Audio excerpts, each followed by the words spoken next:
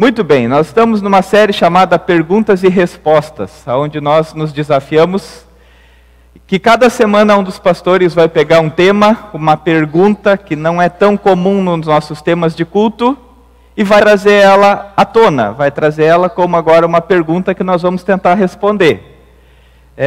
Então, semana passada o pastor Daniel falou sobre um tema que alguns devem ter ouvido, sobre intolerância religiosa, que é um tema que a gente escuta todo o tempo hoje em dia, tolerante, intolerante, e às vezes a gente tem as nossas posições e fica se perguntando, como é isso? Como funciona essa história aí?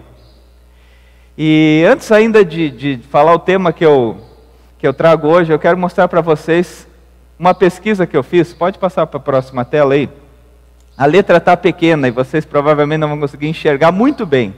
Mas isso vai ficar disponível depois também, esse material. Mas ele é fácil de achar. Eu joguei no Google a seguinte pergunta: quais foram as principais perguntas no Brasil no ano de 2020? E as principais perguntas no Brasil no ano de 2020. Se você vai ver ali, a primeira é: quem matou o Max? Eu até agora não sei quem é o Max, mas alguém falou que é uma novela. Eu tinha um coelho que o nome era Max, mas eu acho que não, e ele morreu, mas eu acho que não era pesquisa pelo meu coelho, eu acho que era da novela mesmo.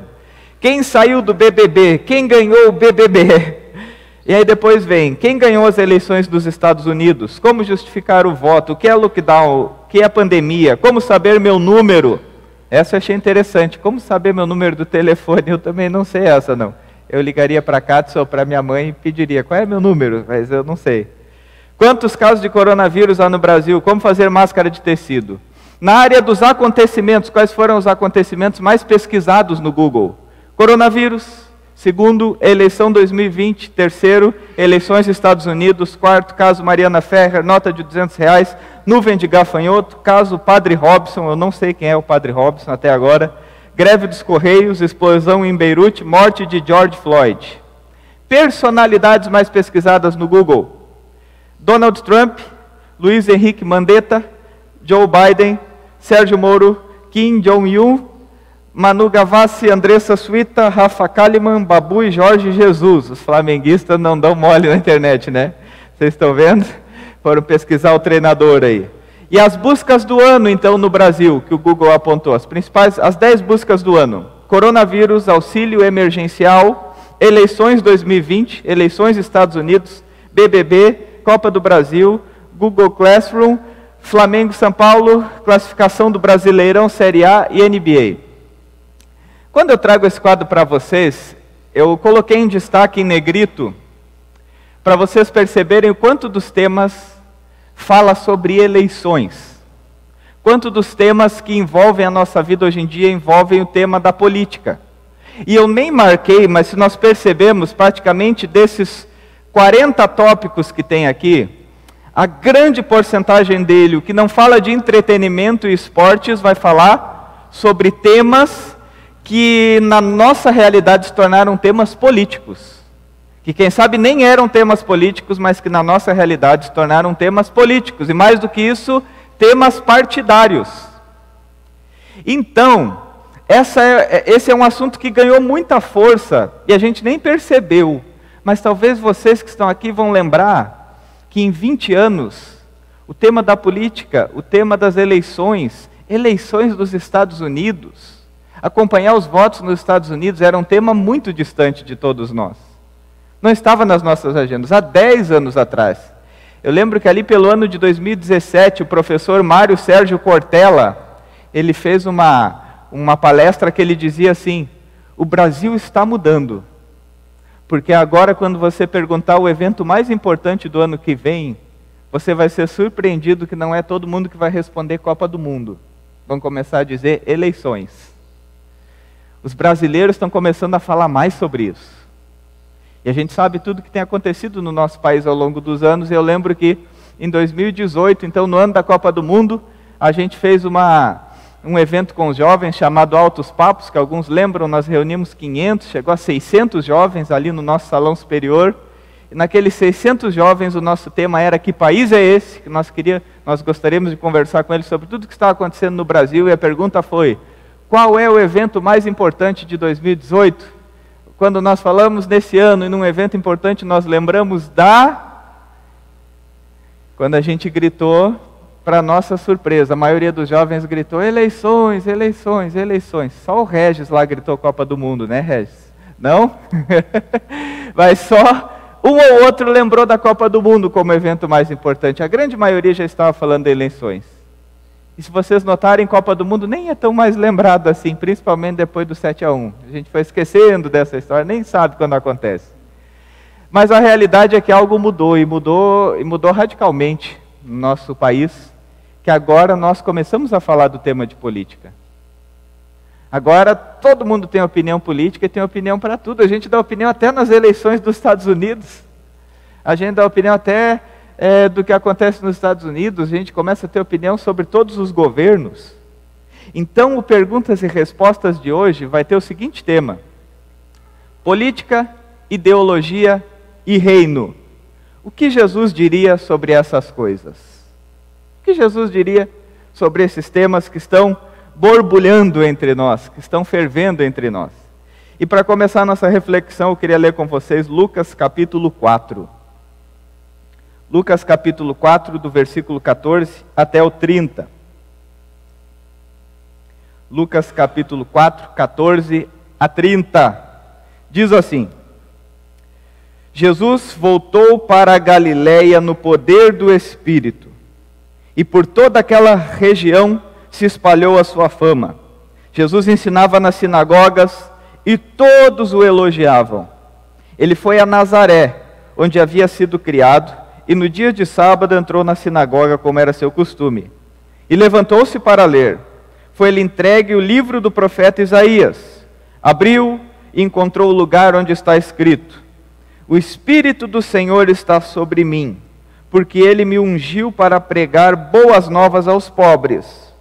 Ele me enviou para proclamar liberdade aos presos e recuperação da vista aos cegos, para libertar os oprimidos e proclamar o ano da graça do Senhor. Então ele fechou o livro, devolveu ao assistente e assentou-se. Na sinagoga todos tinham os olhos fitos nele, e ele começou a dizer-lhes: hoje se cumpriu a escritura que vocês acabaram de ouvir. Todos falavam bem de Jesus, estavam admirados com as palavras de graça que saíam dos seus lábios. Mas perguntavam: não é esse o filho de José? Jesus então lhes disse: é claro que vocês me citarão esse provérbio: médico, cura-te a ti mesmo. Faze aqui em tua terra o que ouvimos que fizeste em Cafarnaum. Continuou ele: digo-lhes a verdade, nenhum profeta é aceito em sua terra. Asseguro-lhes que havia muitas viúvas em Israel no tempo de Elias, quando o céu foi fechado por 3 anos e meio, e houve uma grande fome em toda a terra. Contudo, Elias não foi enviado a nenhuma delas, senão a uma viúva de Sarepta, na região de Sidom. Também havia muitos leprosos em Israel no tempo de Eliseu, o profeta. Todavia, nenhum deles foi purificado, somente Naamã, o sírio. Todos que estavam na sinagoga ficaram furiosos quando ouviram isso.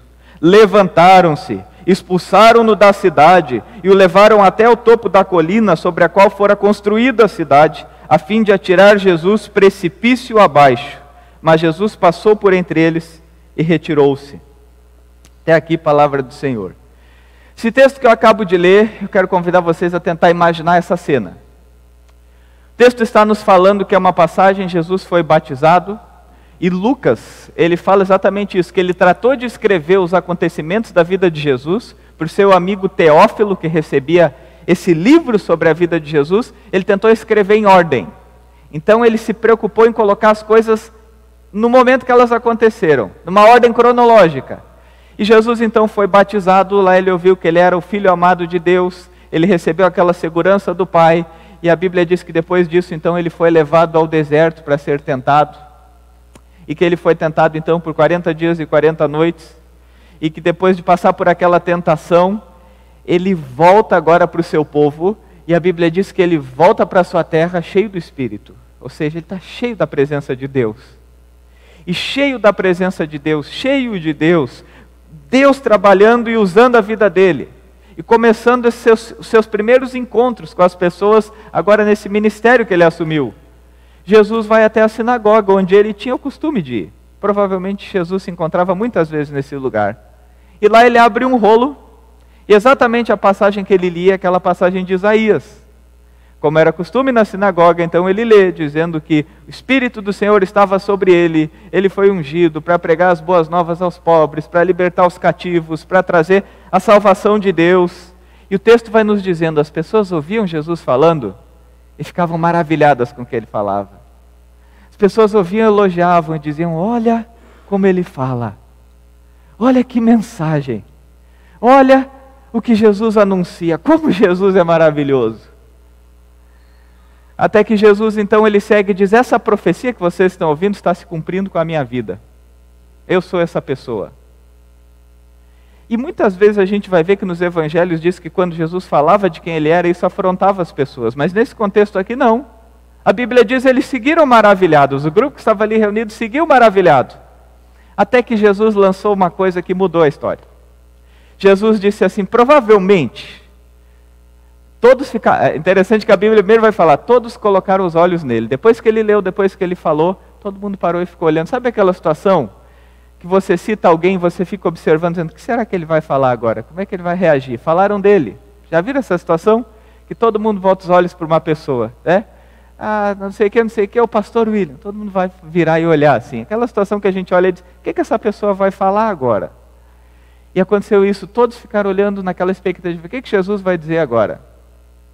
E olha o que Jesus fez. Jesus bagunçou tudo aqui.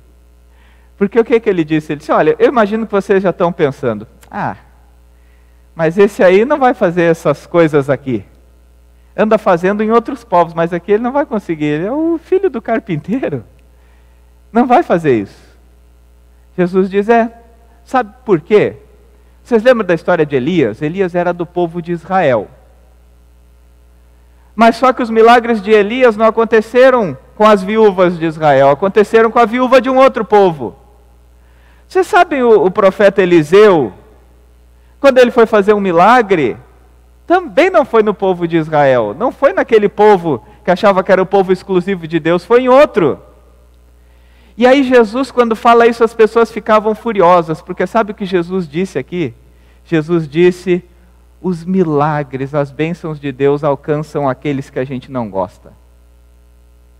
As bênçãos de Deus funcionam e Deus se revela e Deus ama. E essa graça de Deus não é só para quem eu gosto. Não é só para o meu grupo.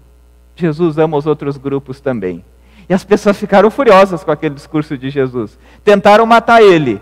E essa história eu confesso para vocês que eu não sei como aconteceu. Mas diz que todos estavam tentando matar ele e que Jesus saiu caminhando no meio das pessoas e foi embora. Essa aí eu não consigo imaginar a cena.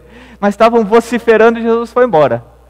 Mas aqui vem uma coisa muito interessante para a nossa reflexão e você provavelmente já está entendendo para onde eu quero despertar essa reflexão. Quando nós falamos de política, ideologia e reino, nós começamos a perceber que na medida que nós fomos conhecendo mais desse tema, foi no tempo da ascensão das redes sociais, das tecnologias. E é por isso que hoje a gente fala tanto e tem tanta informação sobre o tema político, por exemplo, e que não é ruim nós termos informações, mas ao mesmo tempo que chegam as informações, não significa que nós estamos sendo formados.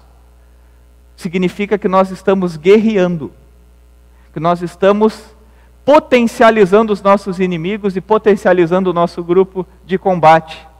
E eu quero deixar como sugestão para vocês, eu imagino que a maioria aqui tem Netflix. No Netflix tem um documentário chamado O Dilema das Redes. O que é esse documentário O Dilema das Redes? Esse é um documentário criado entrevistando as pessoas que criaram o Facebook, que criaram o Instagram, que criaram o Twitter, que criaram as redes sociais, e eles falam do dilema que eles vivem. Qual é o dilema deles? A rede social, como qualquer empresa, quem tem uma empresa sabe, quanto mais gente quiser o que você oferece como empresa, quanto mais pessoas consumirem o seu produto, melhor é para você que criou o produto. Isso é óbvio. Isso é a lógica de todo o mercado.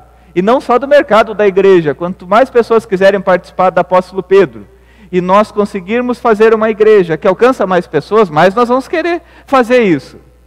E as redes sociais então foram criadas assim, com esse desejo. Quanto mais tempo você ficar lá, melhor para eles. Quanto mais tempo você consumir as redes sociais e ela for um vício, uma dependência na tua vida, melhor para quem criou. Porque isso vale muito dinheiro. Isso controla a nossa vida. E provavelmente a grande maioria que está aqui hoje, antes de vir para o culto, já deu uma conferida nas redes sociais. Quem sabe uns até agora ali, quando comecei a enrolar muito na pregação, já deu uma espiada para ver o que está acontecendo. A gente tem esse costume. A gente tem esse costume. O dilema das redes vai nos dizer o quê? O êxito seria nos deixar muito tempo lá dentro. Mas o dilema é que a gente muito tempo lá dentro está fazendo mal para a nossa saúde e para a nossa sociedade. E esse é o dilema que eles falam que eles vivem, que a inteligência artificial não respeita sentimentos, não pensa, poxa, fulano ali está brigando demais por política aqui nas redes sociais, vamos tentar mostrar menos conteúdo disso para ele que ele não se incomode? Bem pelo contrário. Quanto mais você se alimenta disso, mais isso vai aparecer para você. E mais vai tornar você polarizado. Se você defende tal posição, pode saber que vai vir mais e mais e mais materiais para você se agarrar com força naquilo e cada vez mais rejeitar o lado contrário. Independente do lado que você simpatiza mais, essa é a realidade das redes sociais. E nesse dilema das redes sociais potencializou as nossas inimizades. A gente tem tratado o outro como inimigo. Vocês sabem as duas grandes figuras da política brasileira? Esses tempos uma pessoa foi lá e avacalhou, achincalhou uma delas. E num tom sarcástico disse assim, que Deus me perdoe porque eu falei isso de tal. KKKKK. E outro comentou embaixo, não se preocupe, Deus não gosta dele. Será? Será que a pessoa pode afirmar que Deus não gosta do político que ela não gosta? Aí a gente começa a entender que a gente está enrolado nessa história. A gente está dividindo famílias, a gente está dividindo relacionamentos, a gente acaba muito dia revoltado e mal pela forma que a gente tem se alimentado disso. Eu quero dizer mais para vocês, a gente está perdendo principalmente a lógica de algo muito maior que Jesus veio oferecer, que é chamado Reino de Deus. E é por isso que quando a gente fala desse tema, eu quero convidar você para reflexão. Ah, mas no tempo de Jesus era diferente. Era diferente porque era muito pior a polarização. As brigas eram maiores. Tinha um império que dominava toda a região chamado o Império Romano, poderoso Império Romano, que fazia com que as pessoas estivessem oprimidas diante dele. E todos ali que a gente via do relacionamento de Jesus dos judeus, eles eram na verdade escravos desse império. E de alguma maneira eles viviam dentro desse império. Eu coloquei alguns grupos que viviam no tempo de Jesus para a gente pensar um pouco. Um dos grupos era os essênios. O que era a ideia do grupo dos essênios, que era um grupo de judeus, um grupo temente a Deus, e como eles viviam dentro do império. Eles pensavam assim, tudo que é do mundo a gente rejeita, a gente não se mistura em política, a gente não se mistura com as pessoas, a gente não se mistura nesses assuntos. A gente vai para o deserto orar. A gente tem que ficar distante desse negócio aqui. Esse era o pensamento de um grupo que ia dizer, eu não quero nem saber desses assuntos. Um outro grupo, sicários e zelotes, era um grupo nacionalista, que entendiam, bom, a gente vai ganhar, a gente vai tomar conta desse poder, nem se for na espada, mas esse poder vai ser nosso. A gente vai mandar nesse negócio mais cedo ou mais tarde. A gente não vai se entregar. E se for preciso, a gente luta por isso. Aí tinha o grupo que na Bíblia vai aparecer como religiosos, que se divide em três, que na verdade eram de uma mesma linha praticamente, que eram os fariseus, os escribas e os saduceus. Esses eram aqueles que eles lutavam em nome de Deus para buscar lugar na mesa de Roma. A religião que os nutria, que nutria sua piedade, por fim tinha no fundo um desejo de ter uma parceria com o império para ter os seus poderes, para ter os seus direitos, para ter as suas vantagens. Eram aqueles que em nome da religião queriam ter vantagens no império. Aí tinha um outro grupo, que esse aqui bem menos popular entre todos da época, que eram os publicanos. Quem eram os publicanos? Os publicanos eram gente do próprio povo, que o seu sustento e as suas riquezas eram fruto de roubar o seu povo. Corrupção. Os publicanos eram os corruptos da época. Eles se sustentavam, eles enriqueciam tirando dinheiro de um aqui, tirando dinheiro de outro ali, cobrando imposto a mais desse aqui, pegando daqui, pegando dali, pegando ali. Esses eram os publicanos. Então a gente nota esse contexto político de Jesus, tão quão o nosso é hoje, contaminado por polarizações, por divisões, por guerras, e todos os grupos dizendo, eu acho que Jesus é dos nossos. Eu estou gostando do que ele está falando, ele fala parecido com a gente. Eu acho que quando ele está falando sobre isso, ele está dizendo que ele é um dos nossos, que ele vai fazer parte do nosso grupo.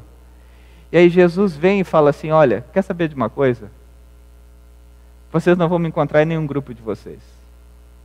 Porque o meu reino é outro. Meu propósito é muito maior que o que esses reininhos podem oferecer para vocês. Meu reino é outro. O meu reino é o reino de Deus. E a gente vê aqui movimentos humanos de força física, sociais, religiosos, tentando fazer com que essa palavra profética de que vinha alguém de Deus, vinha a partir do grupo deles. De que vinha alguém poderoso. De que agora sim a gente teria um sistema que era o de Deus. E isso viria do grupo deles.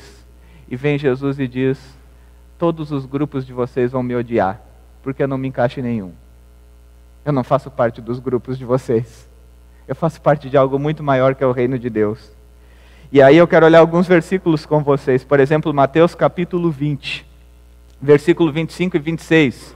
Jesus chama os seus discípulos e diz para eles, vocês sabem que os governantes das nações as dominam, e as pessoas importantes exercem poder sobre elas.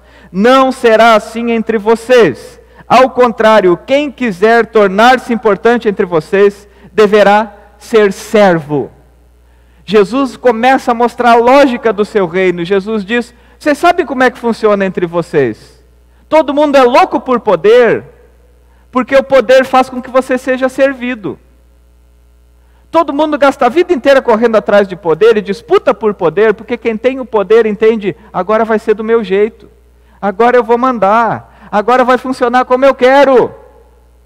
Todo mundo é louco por poder e a gente consome a vida atrás de poder e de dinheiro, porque poder e dinheiro faz com que a gente olhe de cima para baixo. Exercem domínio sobre elas, é o que Jesus vai dizer. E aí Jesus diz assim, o meu reino é diferente. No meu reino, aquele que quer ser poderoso vai descobrir que o maior poder na vida de um ser humano é que ele está aqui para servir. Essa é a lógica do meu reino. O teu grande poder é a capacidade de servir ao próximo. O teu grande poder não vai agora você dizer, agora eu posso deitar eternamente em berço esplêndido. Agora eu posso botar a mão numa bacia e lavar o pé dos meus discípulos. Jesus vai invertendo toda essa lógica e ele começa a nos incomodar. Porque a gente tenta agarrar Jesus e dizer, tu é do nosso grupo, e Jesus escapa do nosso grupo. Jesus escapa da nossa lógica, porque ele está falando de algo muito maior. Ele está falando do reino dos céus. Em João 18 ele diz, o meu reino não é deste mundo. E em Filipenses 3:20, o apóstolo Paulo, contagiado por tudo aquilo que ele aprendeu com Jesus, ele diz, a nossa cidadania, a nossa pátria está nos céus. Ou seja, nós vamos viver nessa terra com a lógica de um reino maior. Em várias parábolas Jesus demonstra isso. Jesus vai dizer, por exemplo, numa das parábolas de Mateus 13, ele vai dizer, o reino dos céus é semelhante a um grande tesouro que você encontra. E quando você descobre esse tesouro, você joga fora todos os outros tesouros que você já conquistou, porque ele é tão grande que você vai ver como eles são pequenos. E Jesus fala isso, inclusive, para lógicas humanas de ideologia.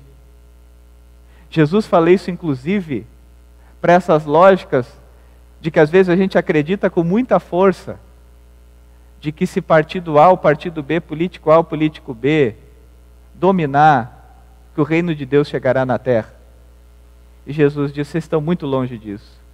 Tem um reino muito maior que precisa ser vivido entre vocês. E aí essa semana teve uma mensagem do pastor Anderson Silva que eu quero ler para vocês. O texto é muito grande, então também vai ficar ruim aí, mas eu quero ler para vocês Olha que texto que ele escreve. Ele diz assim: a política não pode se tornar um altar. Há um ilusionismo redentivo por meio da política, iludindo nesse exato momento uma parte majoritária da igreja evangélica. Não transformaremos o mundo.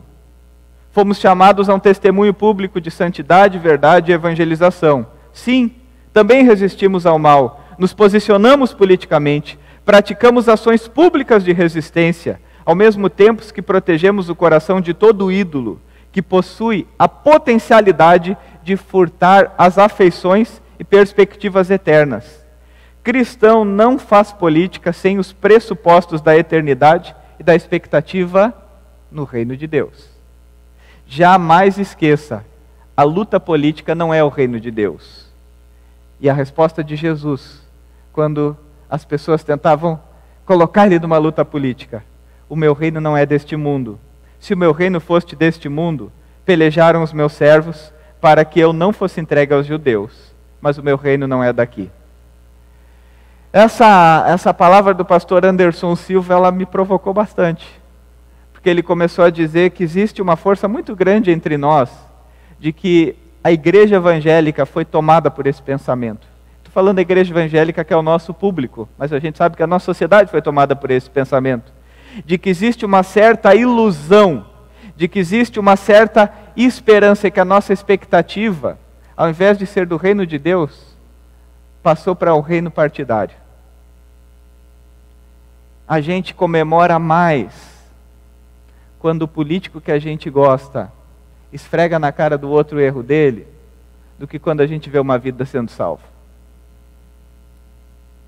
A gente acorda e pensa muito mais em como nós vamos lutar por política, do que como a nossa vida vai ser uma vida de serviço e amor ao reino de Deus. Eu usei um exemplo ontem no culto da noite, eu quero repetir ele para vocês, que é para você também pensar como anda teu coração diante da política. Semana passada eu estava apresentando o Encontrão Nacional em Curitiba, o movimento Encontrão. E uma das pessoas entrevistadas foi um jovem chamado Gabriel Prieto. Esse Gabriel Prieto, ele era viciado em drogas, morava em Londres, e lá em Londres ele foi profundamente tocado por Deus. Deus falou com ele, ele disse, ele não explicou em detalhes, mas Deus falou com ele e disse: ou você larga as drogas e sai de Londres, ou você vai morrer aqui. Ele voltou para o Brasil e veio direto para uma igreja, e lá ele teve uma experiência de conversão, de transformação de vida. E a mãe dele, depois ele ficou sabendo que a mãe dele a vida inteira orou por ele com a promessa de que ele seria um missionário. E quando ele então teve essa transformação de vida, o Gabriel, ele começou a evangelizar na Cracolândia. Ele mora em São Paulo. Ele está dentro da Cracolândia. Ele tem uma instituição que atende e que cuida de 600 crianças a 800 metros da Cracolândia. Ali, naquele sinal de morte, ele está trazendo esperança de vida. E mais, ele alimenta diversas famílias, diversas pessoas lá no meio da Cracolândia, inclusive traficantes, a colocar arma na cabeça dele para dizer: você é policial, o que você está fazendo aqui dentro? E quando ele falou o que estava fazendo, e falou do amor de Deus para aqueles homens, muitos deles choraram e pediram para ele orar com eles. Ele está lá no meio, ele está lá no meio. Gabriel Prieto. Ele começou a perceber que para cuidar desses homens que ele tirava do crack, ele precisava oferecer alguma coisa para eles. E ele criou, então, uma hamburgueria chamada Holy Burger. Se você olhar no Instagram, tem mais de 100 mil seguidores essa hamburgueria. Por quê? Porque ele queria dar dignidade para aquelas pessoas. Ele faz questão de nem falar muito na hamburgueria. Ele até diz para a gente, nem comenta muito, porque ele não quer se promover. Ele quer ajudar as pessoas lá. E sabe o que um testemunho desse nos impacta, não é verdade? A gente fica feliz de saber que Deus tocou uma vida dessa maneira. Mas sabe o que eu queria agora fazer um questionamento para vocês? Se eu falasse para vocês, o Gabriel Prieto é bolsonarista, vocês seguiriam louvando a Deus pela vida dele? E se eu falasse para vocês, o Gabriel Prieto é petista, vocês seguiriam louvando a Deus pela vida dele? Ou perderia a força? A gente precisa da misericórdia de Deus.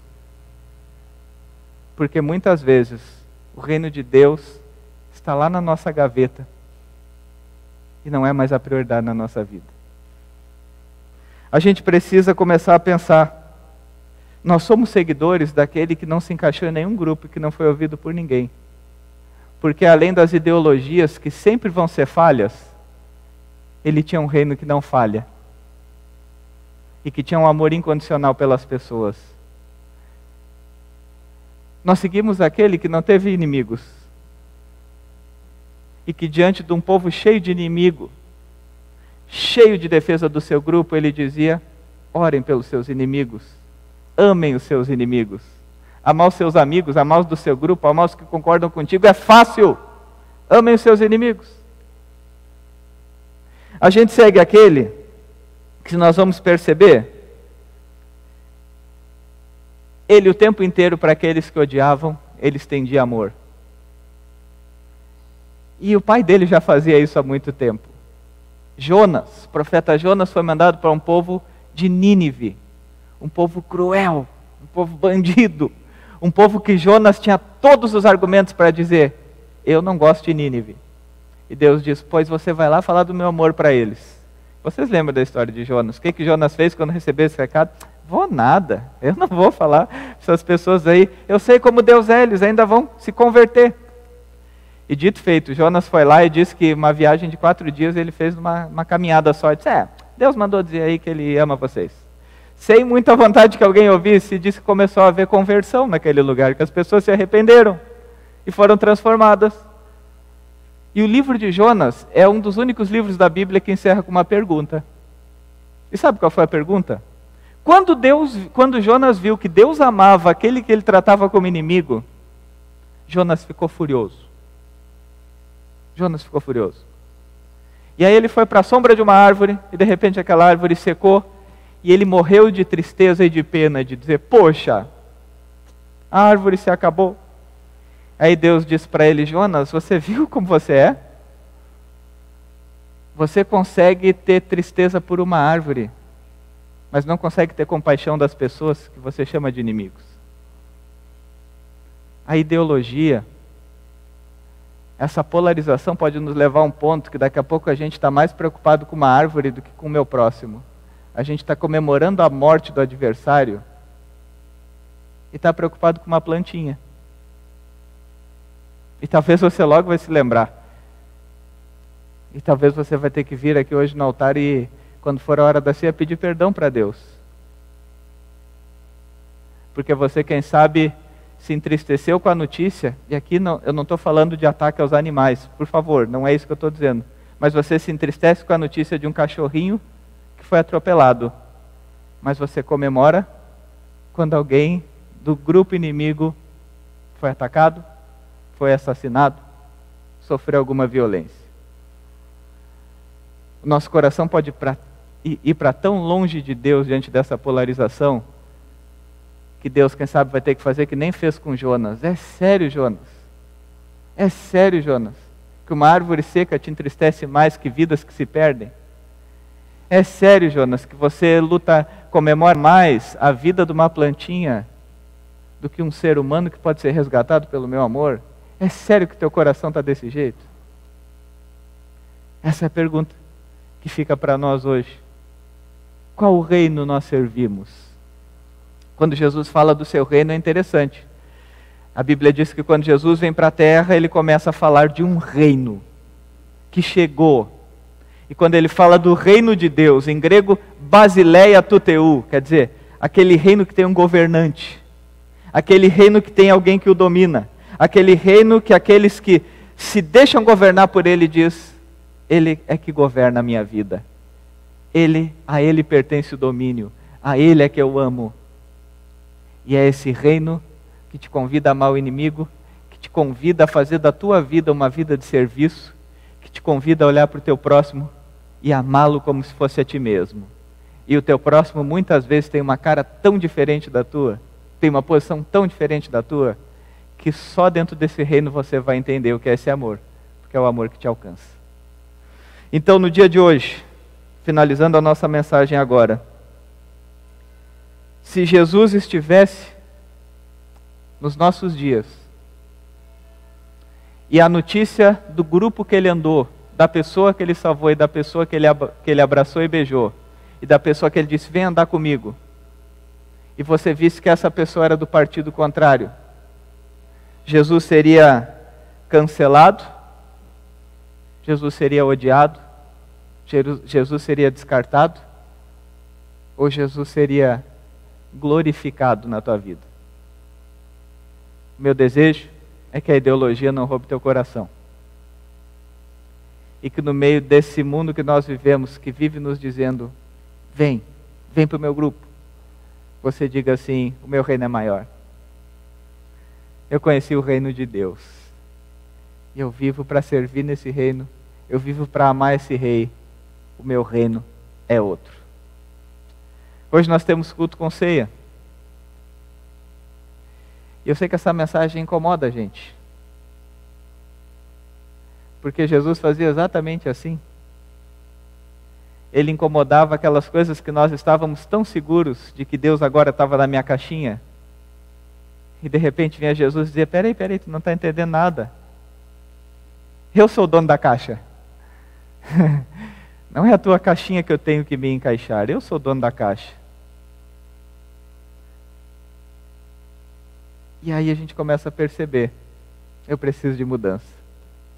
Vocês sabem que nós vivemos um tempo que, de novo, com o que aconteceu no Talibã, no Afeganistão, com esse domínio do Talibã, ele provocou algumas coisas. E vocês sabem quais são as duas coisas que eles procuram para perseguir as pessoas cristãs lá? Bíblia e povo reunido. Bíblia e povo reunido é o que eles caçam. Onde eles encontram Bíblia e onde eles encontram o povo reunido, aí vem massacre, aí vem opressão, aí vem violência, aí eles tentam exterminar, aí eles perseguem. Sabe por quê? Porque a palavra de Deus e o povo de Deus são as duas coisas mais poderosas da terra. Não deixa a palavra deixar de ser verdade na tua vida, independente do que esses políticos, e nem são os políticos, que essas ideias às vezes vão nos levando a dizer, se eu estou andando aqui eu não posso, eu questiono a Bíblia, isso na Bíblia não vale mais para mim, isso, não. No reino de Deus a palavra vem primeiro. E a outra coisa é povo reunido. Se tem algum grupo, se tem alguma ideia, se tem alguma coisa que pulsa no teu coração, que está te afastando do povo de Deus, hoje é dia de dizer, Senhor, me perdoa e me traz de volta para o teu povo, me traz de volta para a tua palavra, me traz de volta para o teu reino. Assim então hoje nós temos